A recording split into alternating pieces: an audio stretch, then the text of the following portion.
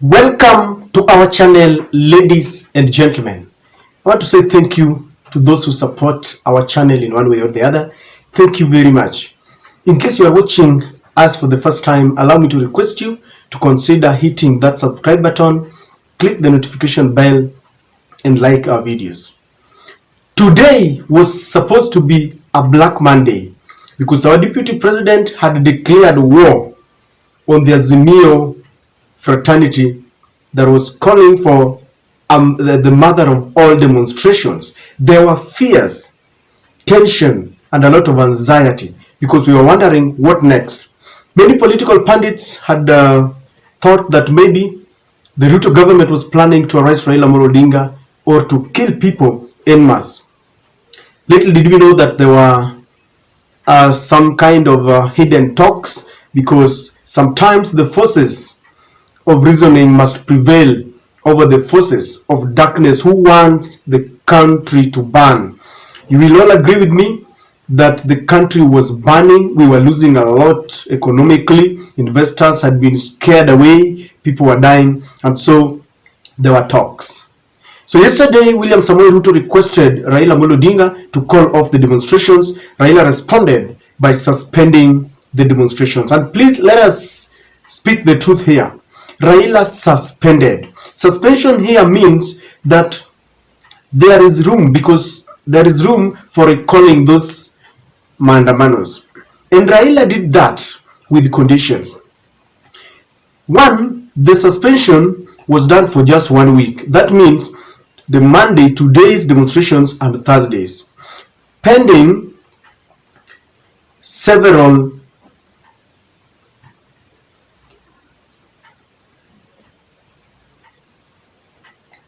and he was doing this to see whether William Ruto was serious, because people feel that William Ruto could be playing with Raila Odinga. And Raila Odinga gave several conditions. One, he had stated that the parliamentary committee that was supposed to be organized by both sides must start with immediate effect with the timelines, because he did not want President William Ruto to start buying time with him. So he said very categorically that that must start with immediate effect. Number two, Raila Odinga had said that all those Azimio leaders and supporters who were arrested for participating in demonstrations must be released without any condition, and the charges dropped with immediate effect. And he said that if that does not happen, then he will call for the demos again.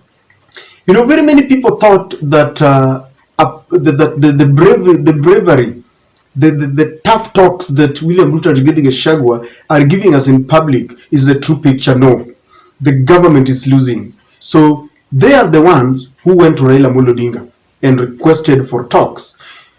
Raila Odinga, I have always told you, has the interest of the country in his heart. So he allowed for the dialogues. William Ruto has responded because he knew very well that if he plays around, people will go back to the streets. So today, William Ruto decided very fast, just hours after those talks with Raila Odinga, hours after Raila Odinga had called off the demonstrations, William Ruto met the leadership of Kenya Kwanza, and this is what is reported. Ruto moves swiftly to fulfill Raila's demands after truce. Move swiftly. And you can see there, they are there with Kimani Ichung'wah. President William Ruto on Monday, April 3rd, summoned the leaders of the majority in the National Assembly, Kimani Ichung'wah, to State House following the truce with the Azimio chief Raila Odinga.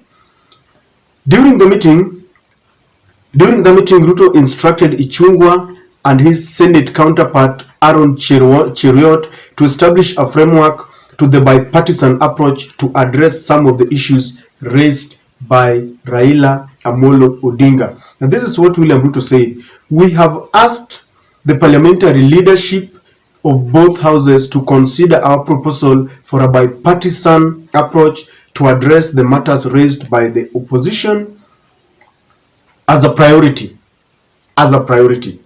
We are convinced the issues shall be conclusively handled by Parliament in order to allow us to focus on our economic transformation program. That is what Ruto said.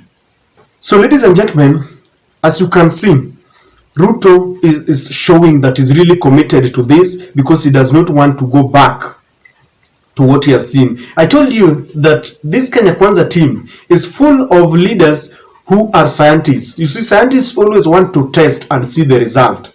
And so when Raila Amolo Odinga started the calls for mass action, they thought this was going to be a Luo affair. That is what Gachagua has always said. They did not imagine that the numbers that they saw on the streets would be there. They tried with the police, but the Azimio supporters were as determined as never before. And so after realizing that they are losing this, they decided that they must talk. William Ruto even wrote a letter to the international community. But when they sat down with Raila Amolo Odinga, Raila told them, whatever we are doing is within the constitution, because those who drafted the constitution envisaged that whenever citizens are disappointed or are angry, they have been given allowance and the provision within our constitution to go and picket and demonstrate. So there was nothing the international community would do, because Raila asked them, you are the champions of democracy. Now tell me, what law have I breached by doing what is in the constitution? With that, there was nothing William Ruto could do. William Ruto decided, because he was asked to go and meet Raila Amolo Odinga. The business community, the clergy, all were piling pressure to both sides, to Raila Amolo Odinga and William Samoei Ruto. There were hardliners, of course, people like the deputy, Rigathi Gachagua, Kimani Ichung'wah.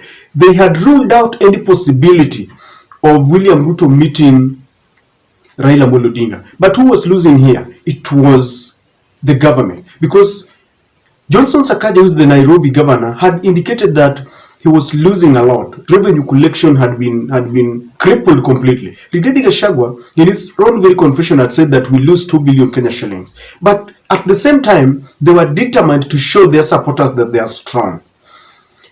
William Ruto overruled them and decided to send emissaries to look for Raila Amolo Odinga.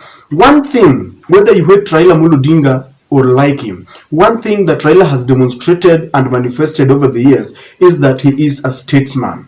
People have said that this is a weakness, because anytime Raila has pushed the government to the wall and he has championed his agenda to a level where you think he's now gaining his victory, he sits back, he retreats for the sake of the nation. Like right now, there are supporters who are saying that Raila has failed them, because Raila had piled pressure. The government was choking. Raila had pushed them to the wall.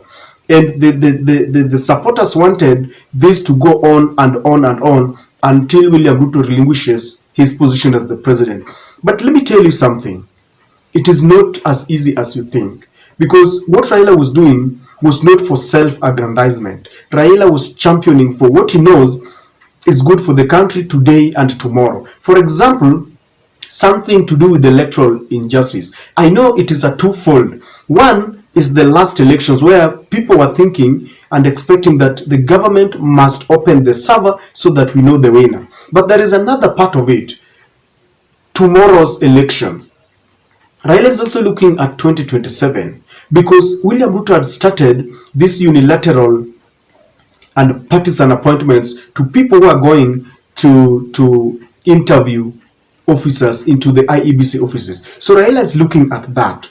And that is why he has pushed the government, and William Ruto has accepted that they are now going to form a bipartisan committee that will be formed from both members of both sides, the Azimio and the Kenya Kwanza, and it will be co-chaired. We will one chair from Azimio, another chair from Kenya Kwanza. So these are things that people continue to talk about, but we are happy that at least there is peace. You know, some people are saying that let us fight to the last minute, let people die, so that the few who will remain will live with a lot of respect, because they feel there's no respect in this country. Rigathi Gachagua and other people believe that the police can continue to butcher people as long as they are in power. There was another camp from Raila's side who were feeling that let people fight to the end. But you see, like I said earlier, the forces of reasoning sometimes feel that there is no need of shedding blood for nothing. And that is why, if you look at the history worldwide, whenever people are fighting, people must sit down. And that's why William Ruto was saying yesterday that during such moments, we don't need to know who is right and who is wrong. We look at the bigger picture, the nation. And I know some people have criticized this and they disagree with Raila Amolo Odinga. But for a mother who has lost her in those demonstrations, you will understand what she feels. We would have lost more people, bloodshed. You know, sometimes I agree. Sometimes you push the government until they vacate office. But do you know that for it to reach that level, it's not very easy? Look at the history, even in Libya, in North Sudan, all those places where we have had revolutions, it's not very easy. And Raila Amolo Odinga seems to have chosen another path that people may not like. But Raila has got experience in this. Whether it is a weakness or strength, I can assure you that those who had closed their businesses for almost 2 weeks will now be happy that they are in. They will open their businesses. William Ruto has showed certain signs that he's serious, but we are waiting for the D-Day when they start deliberating on these issues. That is when you will know whether William Ruto is serious or not, because there are fears that they control this the parliament and they can do whatever they want. Let me tell you, Raila Amolo Odinga is very wise. He knew very well that people were going to accuse him of having a hardline stand. That is why the international community, business community, the clergy talked to him and they said, okay, for the sake of the nation, let us talk. So the ball is on Ruto's court. The ball is on his court. If he plays around with this opportunity, people will go back to the streets. And let me tell you, it is so bad when you squander an opportunity and people go back to the streets. They shall have known you as a liar and they will not retreat. So that is the situation. He has decided and is moving very fast to ensure that he meets all these conditions that they had agreed with Raila Amolo Odinga. I don't know whether you agree with him. I don't know whether you are still suspicious of the process. I don't know whether you feel that Raila should have continued the protest. But for me, let us give dialogue a chance because we want peace in our country. I don't know what you think, but that is my take.